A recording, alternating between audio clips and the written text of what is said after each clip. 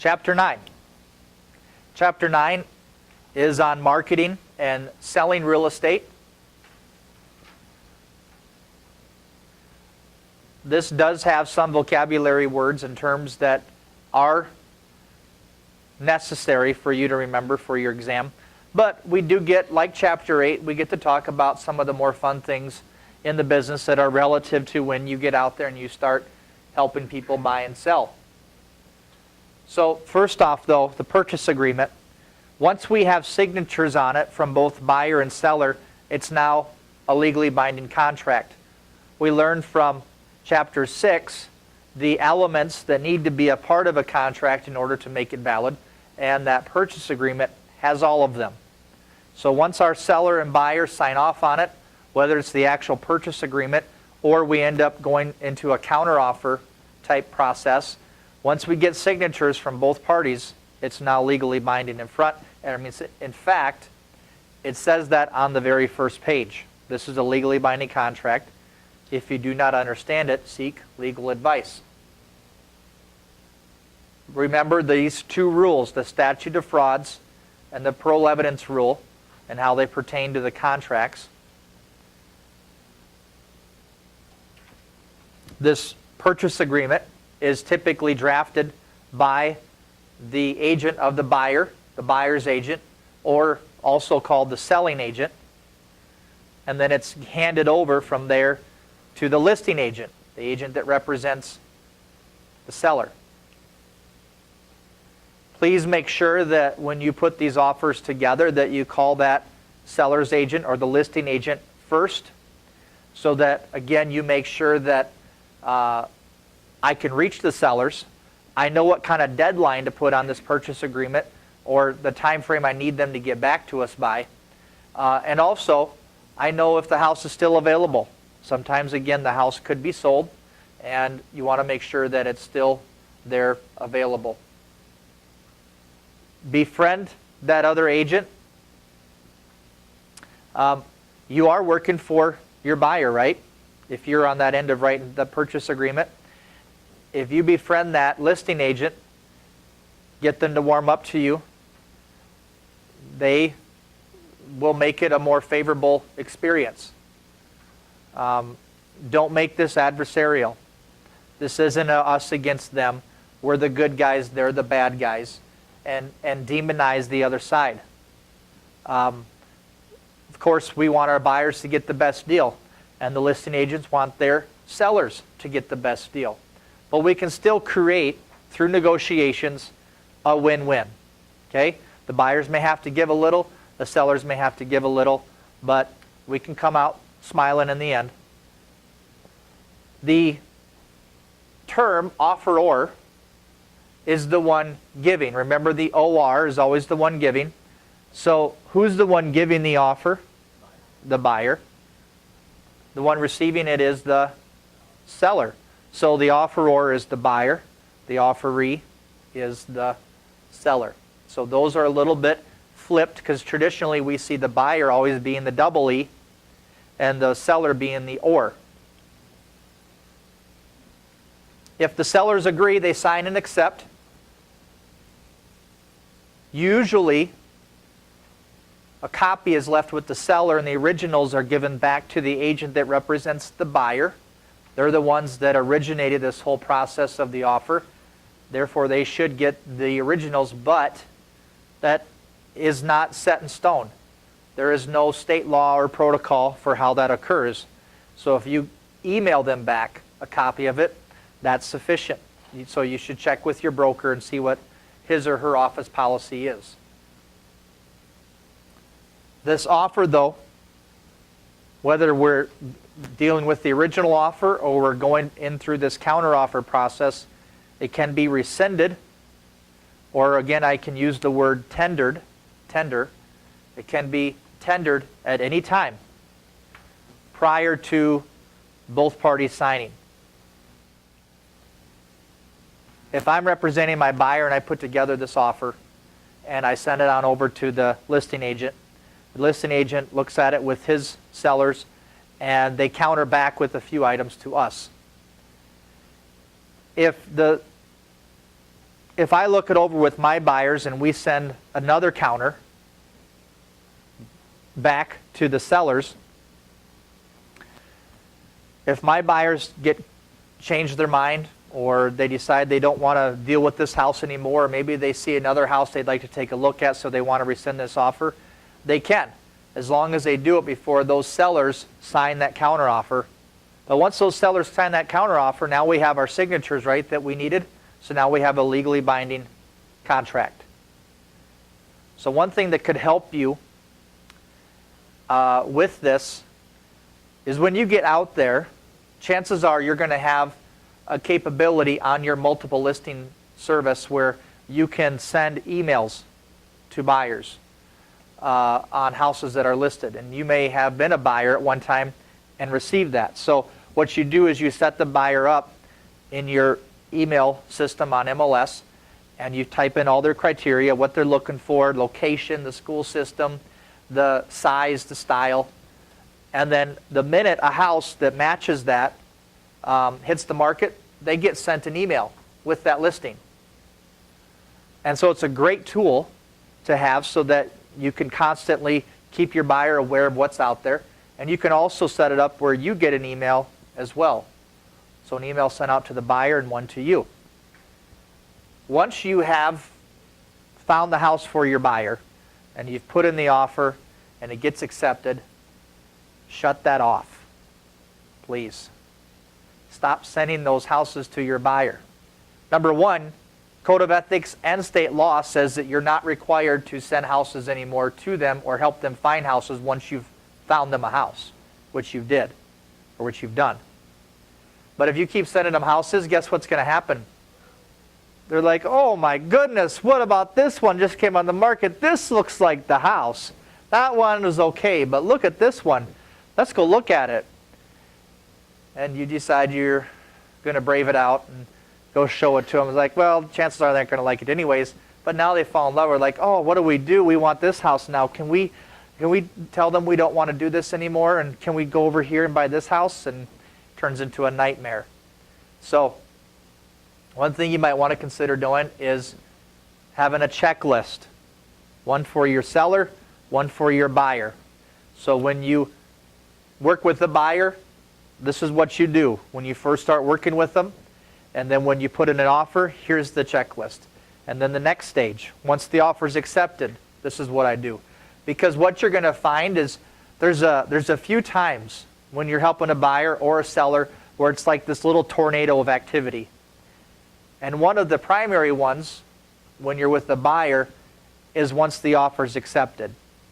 Because once the offer is accepted, now you got to make sure you get all the signatures. You got to make sure that the earnest money check gets over to them if it's not already over there. You got to make sure the lender knows that we have an accepted offer.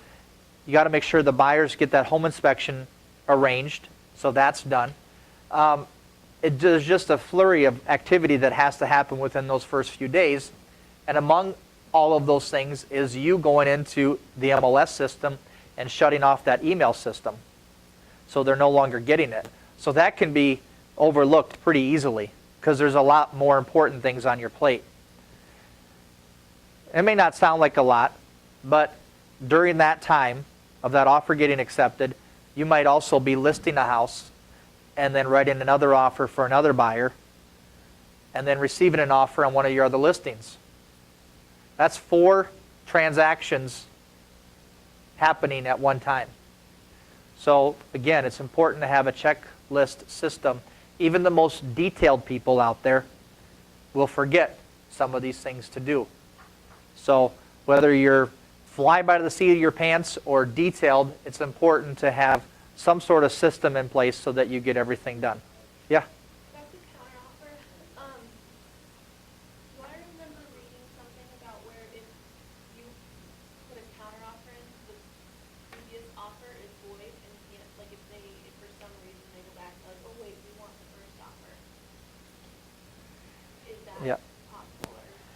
Well, when we look at the definition of counteroffer, so you're really repeating what the definition is, and that's great.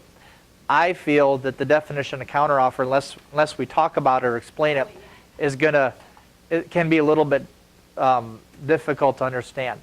So the counteroffer, for your textbook definition of it, is this. If there are already changes, or the counteroffer evokes or makes void the previous offer with a new offer. So it makes it completely like they can't go back at all. That's the textbook. But here's what technically happens with the counteroffer, is whatever I'm countering is void on the purchase agreement and only is valid on the counteroffer. In other words, the seller gets the offer and the seller is okay with everything but these three things. The price isn't high enough, they don't like the price. The closing date isn't going to work because they're going to be out of the state on that day. And they feel that the earnest money is just not enough. So they're going to come back with the counteroffer and say, we want the purchase price to be this, we want to close on this date, we want you to raise your earnest money to this. So those three items they're countering are now void on the purchase agreement, and all of the other items remain the same. In fact, on the state's counteroffer form, it says that at the bottom of where we write in our list of things that we want changed, it says below that, all other items remain the same. So the items that we're countering become void. But the way that we look at the textbook definition, at least when I read it, it may not be the same for you, but when I read it, it says it makes void the previous offer with an entire new offer, and that isn't so. Well, when it uses entire, that's what, entire. When it uses that verbiage. That term, Yes. we think that's, we're not Yeah. but that's So just, there's like a form to fill out that you just counter with what you want to counter. You don't have to do a whole new Correct. offer. Correct. The counteroffer, you're just going to counter the items that you want changed on the original offer. And that's it. All the other items, the inspections, the appraisal, the house contingency, all those things that we've seen, that all stays the same. So what will happen is on the last page of the purchase agreement, the sellers will initial that we're going to counter, and then we pull out our counteroffer form. The sellers complete that with filling out the items that they want to counter, and then they give the buyer a deadline. Remember, the sellers have a deadline from the buyer when that initial purchase agreement comes out, but now the sellers get to give the buyer a deadline that you got to get back to us by such and such date or in time, and then the buyer replies from there. Now, like I say here in the slide, if I have several items to counter, like if it's 10 things, which is not common, but let's say it's 10 things the seller has that we're countering. Every time you should fill out a counteroffer form. In fact, it's recommended that you always use the counteroffer form in the entire negotiating process. And you could have 5 or 6 counters going back and forth from the buyer and seller. So you start off with 8 items, goes to the buyer, they agree to 2 of them, they counter the other 6, it goes to the seller. Seller agrees with 2 of those, they counter the other 4, and it goes back and forth and back and forth. No. It's usually 1 to 3. It's going to pretty much always be price, the purchase price. And then it could be things like the closing date. Maybe the buyers are asking the seller to buy a home warranty. The sellers say, no way. Maybe the buyers are asking the seller for $3,000 for closing costs, and the sellers say, we'll give you $1,500.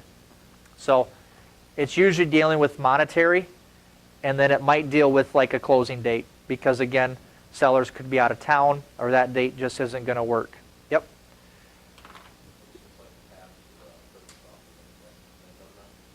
Yep. So the seller will get the purchase agreement packet like we made up, and then they'll go through it. If there's items they want to counter, they'll fill out a counteroffer form with you, and that listing agent will get it to the agent that represents the buyer.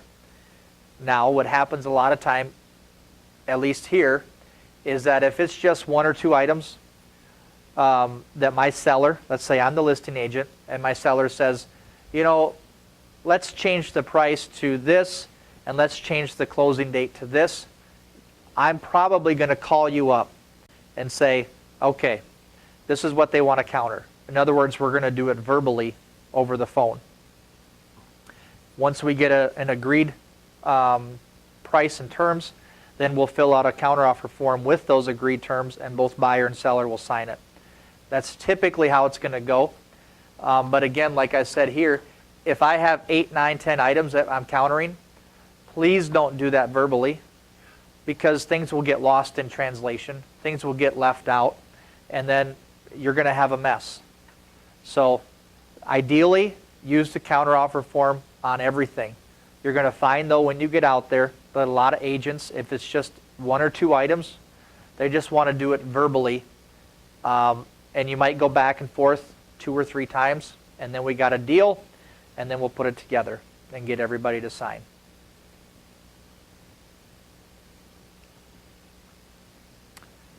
Earnest money, and I have it underlined for a reason. It's not consideration.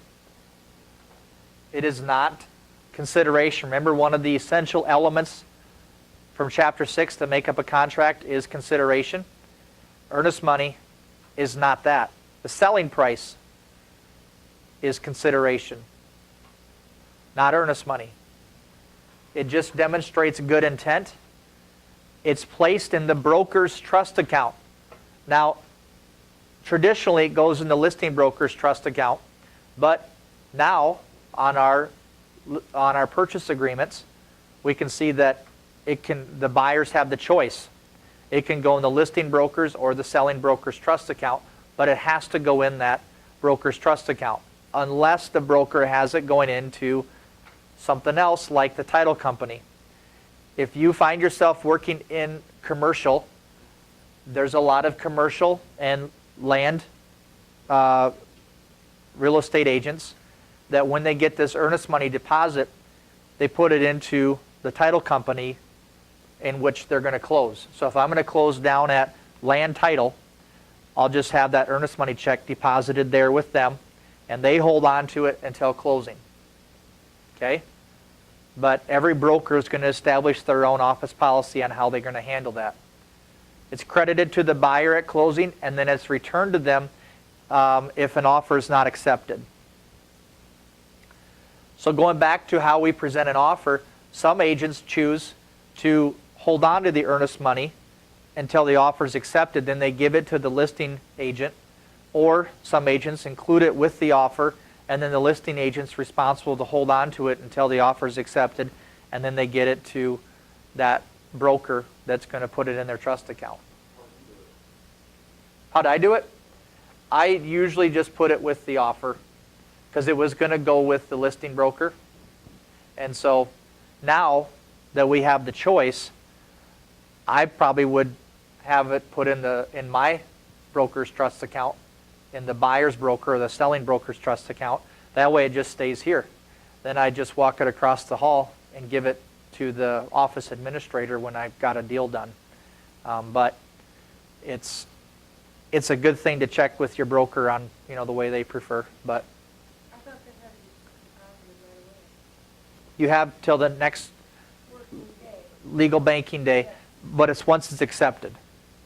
So, yep, after negotiations is done or are done, then it would have to go in.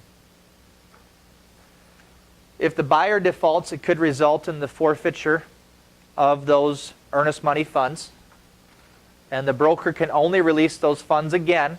I know I might be beating a dead horse, but it's very crucial that you know it's if I got a written release signed by both buyer and seller or court order. It can be split between the seller and the broker after expenses. If we look at the listing agreement, that's spelled out there as well. And an option. We've talked about an option from Chapter 6. To reiterate the definition, we'll see that it gives us the right to buy for a definite price and definite period of time. We gave the example of the developer approaching the farmer. The farmer would give the option to the developer. That made the farmer the optionor and the developer the optionee. Now, let's look at a lease option. A little bit different than how we are looking at the developer and the farmer because we're in a lease situation, but it still holds true to that definition of an option. In a lease option, I'm agreeing to purchase within a certain period of time, or at least I have the option to, would be a better way of saying it. The terms and everything are spelled out. Some of that down payment or rent could be applied to the overall purchase price to reduce that if that's negotiated between me and the owner or landlord. So once this lease is up, let's say I do a 3-year lease option. So I'm going to lease it for 3 years from the landlord, and at the end of that time, when those 3 years are up, I can buy it. I have the option. During that time, during those 3 years, that landlord cannot sell that property to anybody else. And if I decide that I don't want to buy it, then I'm free to move on and find something else, whether I'm going to buy something or rent something else. The landlord then after that is free to sell or rent again. This gives the tenant the most control. So if you're asked what type of lease gives the tenant the most control, hopefully you'll see in A, B, C, or D, you'll see lease option. Because the landlord is kind of stuck. They can't do anything with the property until you make the decision. Which is kind of a bummer because usually if you rent for 3 months, you have 3 years option to buy. Usually your land goes up, but so much property has gone down in value. So then they have the option to opt out. Yep. And then the owner is stuck with it. They're stuck with it, and if you're in a down cycle, then your house is going to, or if there's not a lot of buyers out there, you may have to rent again until the market picks back up. Or you might have to rent it. Yeah, you might have to just rent it again until the market picks up to a more acceptable market to you. The right of first refusal is where a buyer or tenant may match or meet the terms of a sales contract that the owner receives. So a right of first refusal is a disadvantage again to the owner. And so how this might play out is, let's say my dad owns 100 acres of pasture. And for the last 16 years, he's leased this pasture out to one of the local farmers. Well, land prices have gone up, and he decides, hey, I want to put this land on the market and sell it. Okay? Now, typically, going that route with land is not going to net you the most amount of money. On a side note, in case somebody's going into auctioneering. Auctioneering is probably going to be the best way for my dad to make the most amount of money on that land. But for this example, that simply is not going to work. So he's going to put the house, or the land, the 100 acres of pasture, he's going to put it on the market for sale. That tenant may say, look, I am interested in buying. I don't, either maybe I'm not, wanting to do it right now, or maybe I don't have the money to do it right now, but I would like the right of first refusal. And so what that means, if my dad would grant that to the tenant, that would mean that if an offer came in while my dad had the pasture on the market, then that tenant would get the right to look at the offer and match it. And if that tenant could match that offer, then he could buy the property or buy the land. So, any questions with that? Can your dad still refuse it? Yep. At that point, he can still refuse it? Yep. though. He can still refuse it. So that's usually the question that comes up, because then their brains start clicking. They're like, well, what if the tenant has his cousin bring in an offer for half? Does that mean my dad's obligated to accept? No. But if my dad finds an offer that's agreeable, then the tenant can meet it. And if he can meet it, then the tenant gets the land. So that's the right of first refusal. We saw a very similar definition, and you could see this on the test, that when we look at the purchase agreement, we have a buyer who puts in an offer, and it's contingent on their house selling. Remember that? So the buyer has this offer they're putting in, but they can't proceed with purchasing the house until their house sells. So we have to make it contingent on their house selling. So there's a right of first refusal where if another offer comes in, the buyer has the ability to remove that contingency and proceed with their offer. So that's similar to that right of first refusal. It's not going to be exactly textbook definition, but you could see it on a test that they use that house contingency as a way to define right of first refusal. A lease purchase is going to be different from a lease option. Please remember the difference. The lease purchase is it's really a rent to own. That tenant is obligating themselves to buy the house at the end of the lease term. Whereas in the lease option, they have the option. They can buy or they can go out and do something else. So the tenant is locked in. It gives the landlord the most control. Usually there's already a purchase agreement that's written and agreed to so that when that house does sell or when the lease does end, then that tenant is bound to those terms. When you have a tenant that may have some credit issues that they're in the process of repairing, or they're paying off some judgments or other things that would prohibit them from buying a house, this may be a good situation and create a win-win where the landlord or owner has a guaranteed buyer, but the tenant's able to move into a house that they can make their home in a couple years when their financing gets straightened out.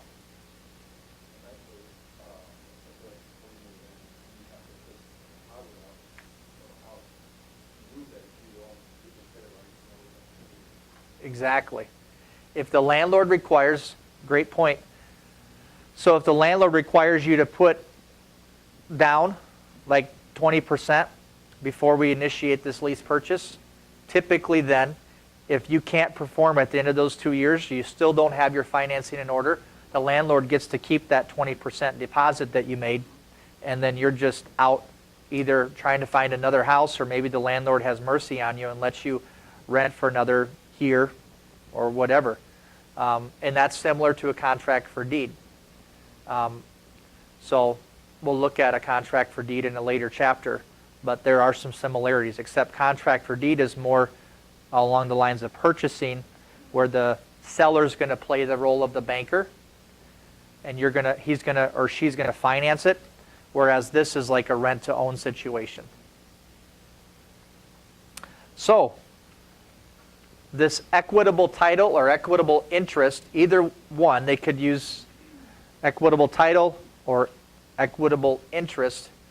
This is the interest or stick, if you remember back from chapter 3, I believe. This is the interest that a buyer holds in the property once the offer is accepted. Legal title is retained or held by the seller. And a straw man or a straw buyer, you could see it either way, straw man or straw buyer. And this is either a person who's purchases the property with another person's identity, which is usually stolen or fake, or they sell their identity to another so they can purchase the property with their identity. Either way, that person or both parties are in cahoots. They're working together, and it's a con game. And so that's what a straw man or a straw buyer looks like. I haven't, that I know of. If they're really good, I still may never even know that it happened to me. So the next we talk about a bill of sale. And remember, real estate or real property is transferred through a purchase agreement. Personal property is transferred through a bill of sale. And we see that in our personal property agreement that accompanies our purchase agreement, where we're listing all of the personal property that's transferring to the buyer from the seller at closing. Personal property is also called chattel, and what other word? Personalty. Marketable title, the seller guarantees, at least the verbiage says on our purchase agreement, that they are going to transfer to the buyer what's called marketable title. You could also see it defined as clear title or merchantable title. And this just means that it's free and clear of all liens and encumbrances and defects. So, in auction, I think in this region, we've at least heard of the concept, and some of us have been to auctions as well. In an auction, it's a sale where the highest bidder wins.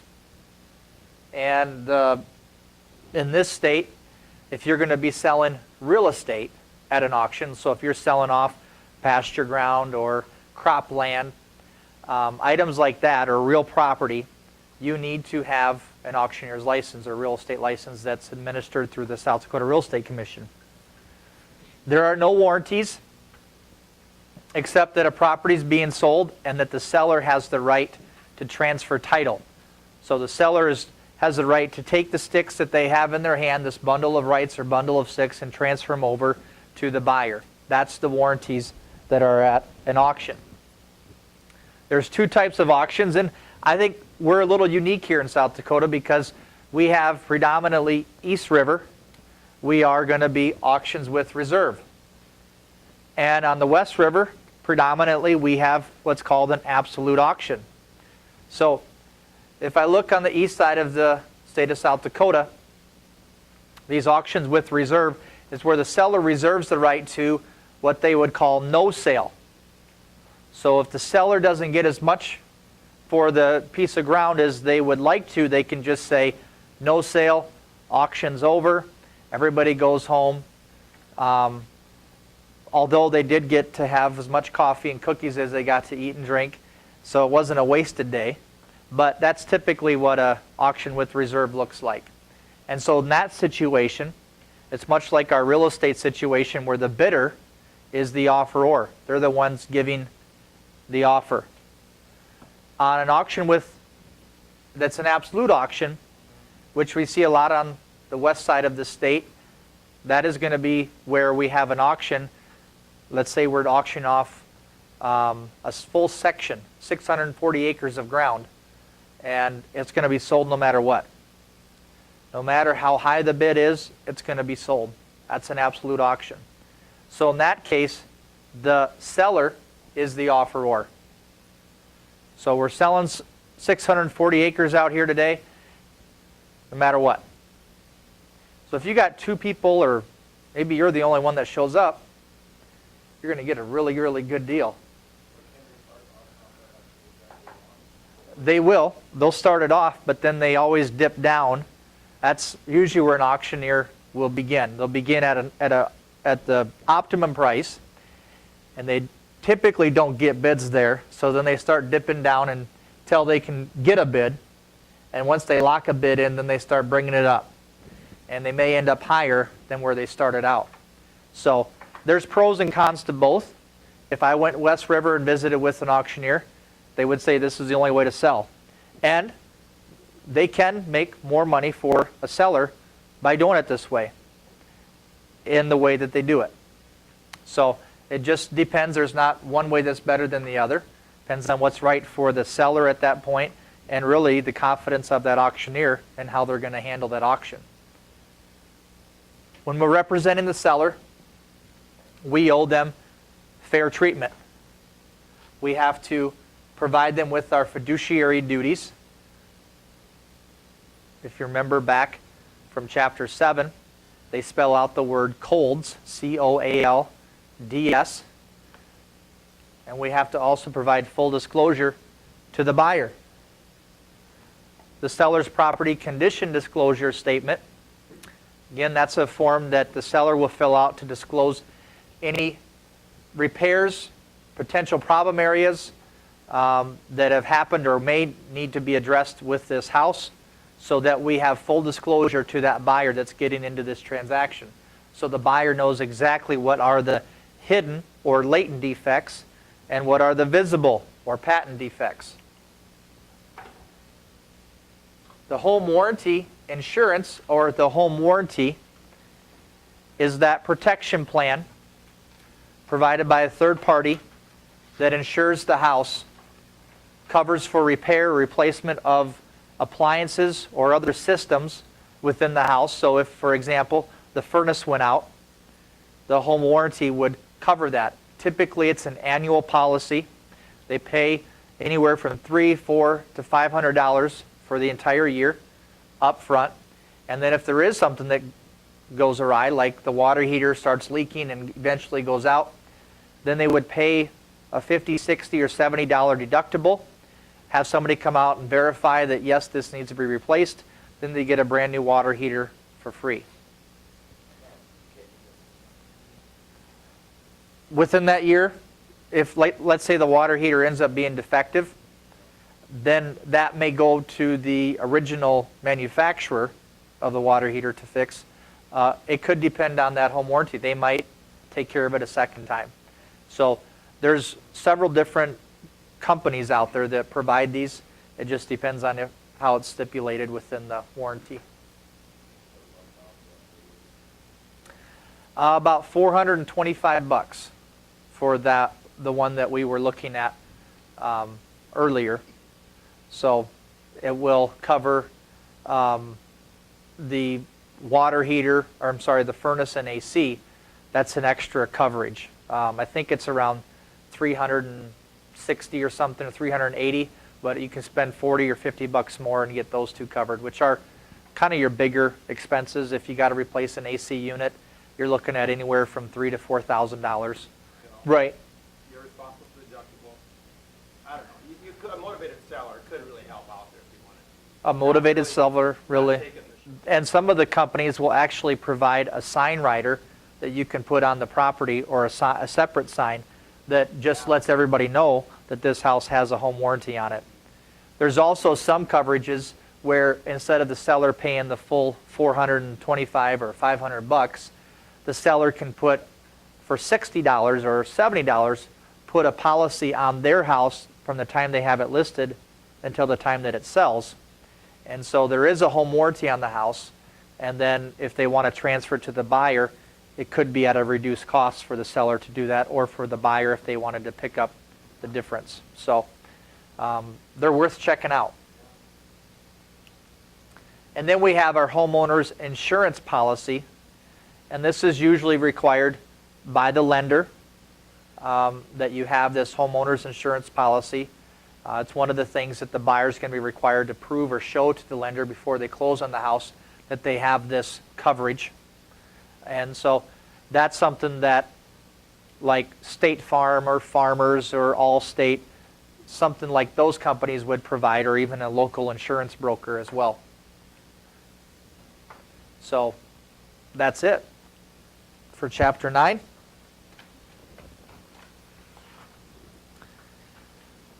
Let's do something a little more fun. So you have your handout at the top. It says goal setting.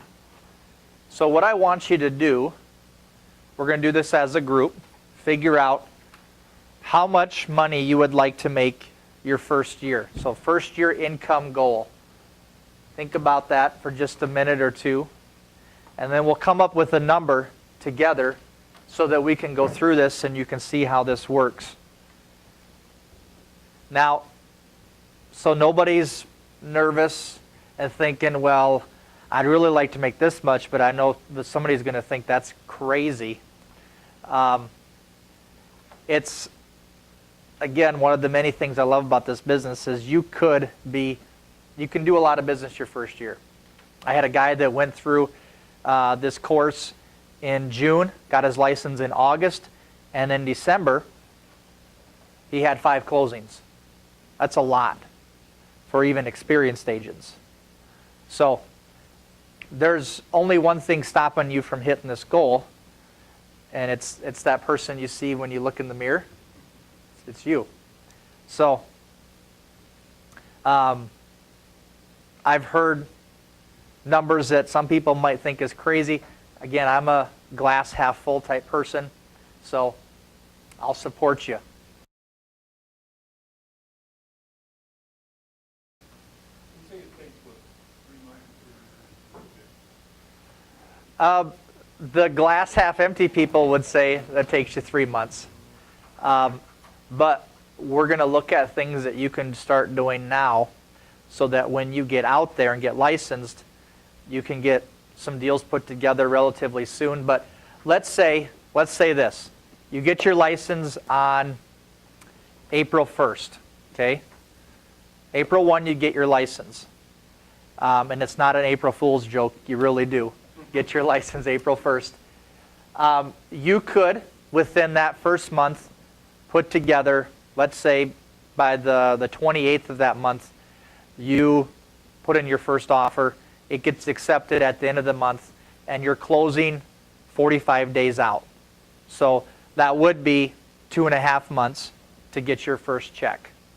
So when they say, 3 months, there is some truth to that, because you're looking at a 30 to 45 day close.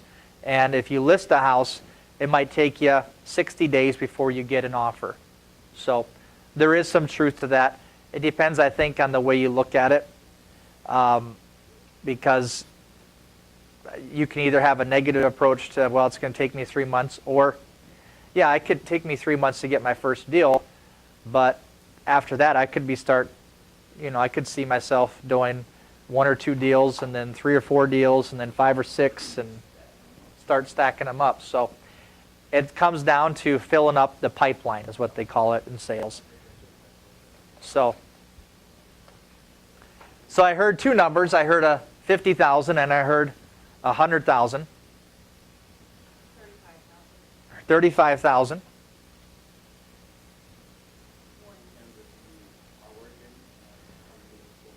Good point, Cameron.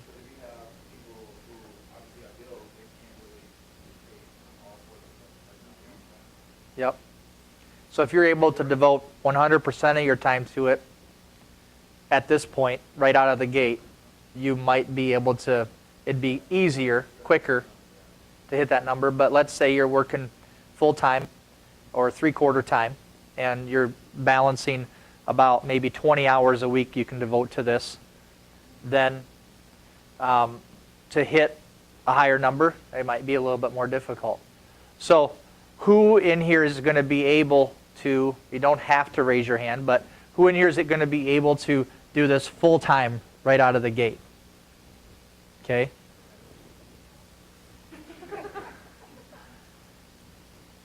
So let's, I've heard more 100,000s. Should we do 100,000? Should we do 50? Don't make any difference, it's all numbers, the 50. 75. Let's do 75. How about that? We'll meet in the middle.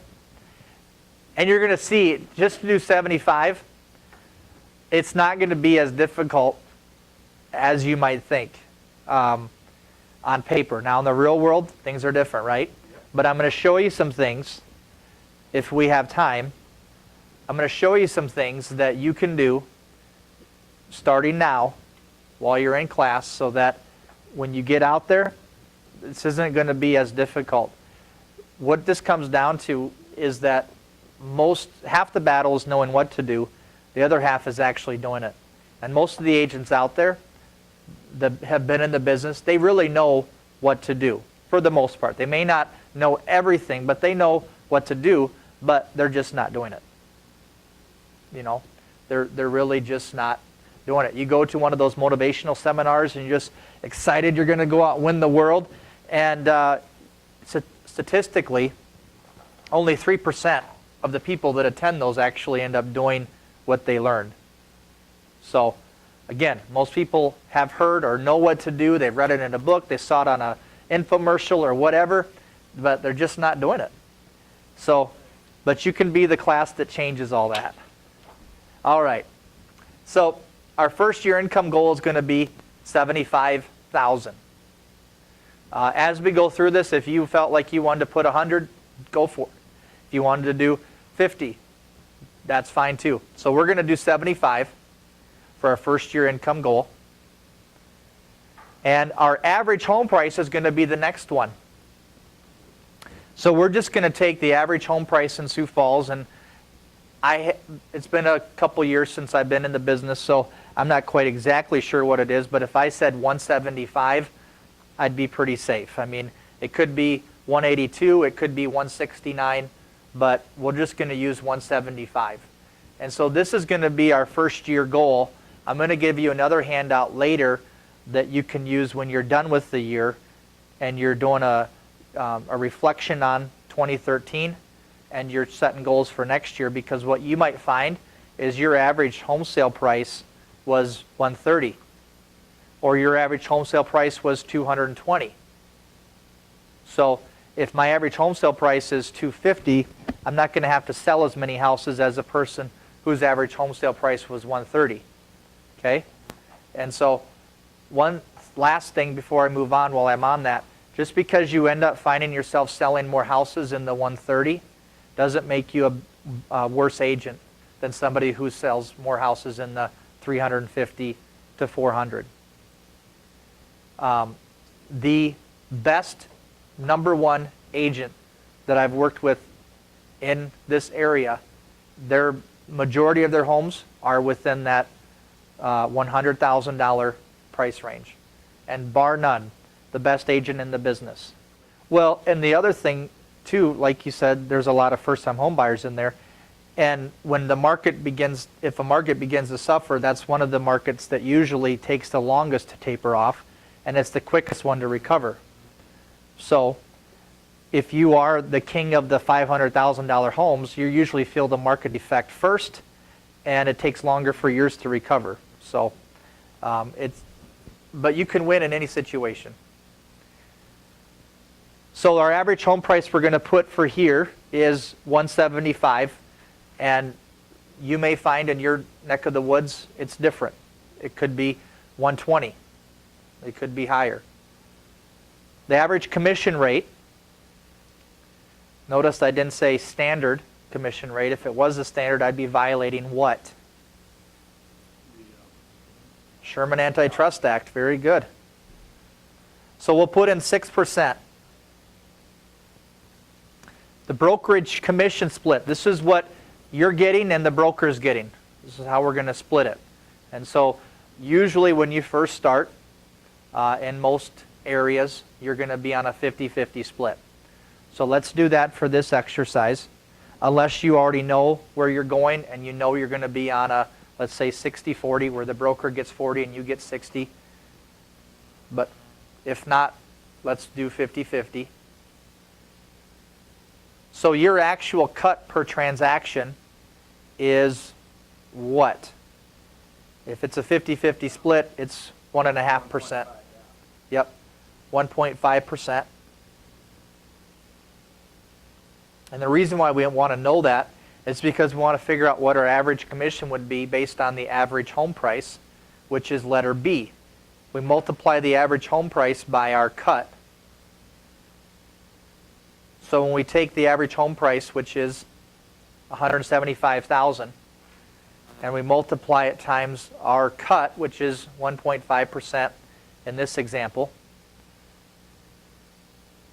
you're going to get what for a commission? $2,625. So now I take my first year income goal and I divide it by my commission of $26.25, and that'll give me how many transactions I need per year to hit my goal. So I take the $75,000, divide it by $26.25, and that tells me how many transactions I need to do. What'd you guys get? So let's do 29.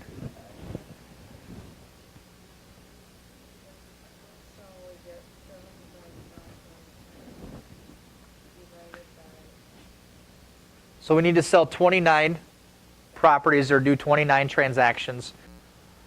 So now we take C, the 29 houses, and divide by 12. So now we know how many months a year, or how many houses a month? How many months a year? So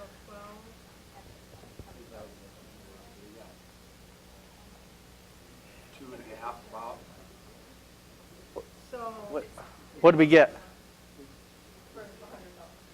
we do 12 divided by. Nope, 29 divided by 12. 12. 2.5 houses a month. Is that what we got? Yep. Per month, yeah. 2.5 per month. So we'll see at the bottom half of the page we have the listing plan and the selling plan. The listing plan is, of course, how many houses we're going to sell, how many listings we're going to have to sell, and the selling plan is how many buyers we're going to have to represent. And what we're going to do is split that in half. We're going to, in all these 29 transactions, half of them are going to be buyers, the other half are going to be sellers. So these numbers that I'm going to use, 15 phone calls, you'll see below the listing plan, to get 1 appointment, 5 appointments to get 1 listing. This is not a national or regional statistic. These are just really numbers. Now, I'm going to show you ways that you can target and market to your database, your sphere of influence. So this doesn't necessarily represent you picking up the phone and starting in the yellow or the white pages and calling Aaron Anderson, and then moving on to Abigail Anderson and, making those cold calls, because the number would probably be higher than this. So, but when we start tapping into our sphere, guess the number will be lower than this, and I'll show you how this is. So when I talk about 15 phone calls and yada, yada, yada, and we figure out how many contacts we're going to have to make per day or per week, what I want you to keep in mind is that this, again, isn't going to be cold calls. And when I talk about contacts per week or how many phone calls per day, I'm going to change this around for you, because we're going to do things outside of that. We will make phone calls, but we're also going to do things like emails and postcards and coffees and lunches and other ways to make contacts or touches with these people to get this business. So I'll show you that at a later day. Right now, I'm just trying to show you that it may not be as difficult as you think to achieve this $75,000 goal. So I'm going to take my letter D, which is 2.5, and divide that by 2, because that's going to account for half of my business, is my listings. So when I take the 2.5 and I divide by 2, I get what? 1.25. So if I have to make 15 phone calls to get 5 appointments and 5 appointments to get 1 listing, I'm going to take 15 times 5 times my monthly listings, which is that 1.25, and I get 1.25. Well, 15 times 5 times 1.25. 93.75, or we could just say 94. 15 times. So on divide D. By 2. Okay, so that's 1.25. Yep. And then what? The next line, we take 15 times 5 times our monthly listings, which is that 1.25. Okay.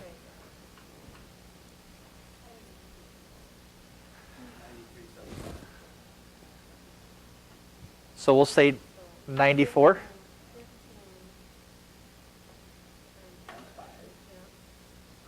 And you plan on working how many days per month? And don't say 30, please. Days per month. You could say 29. But I usually hear 20, like what Adam said.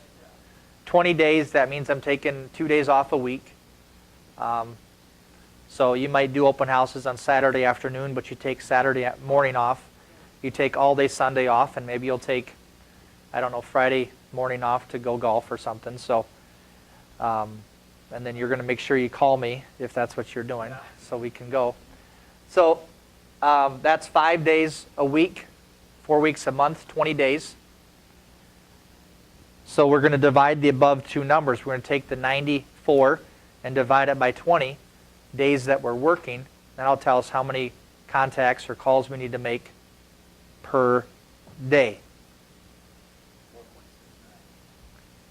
That's it? Let's say 5. 5 calls a day?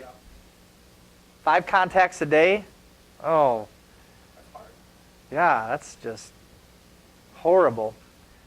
So the selling plan is, again, our plan to work with buyers.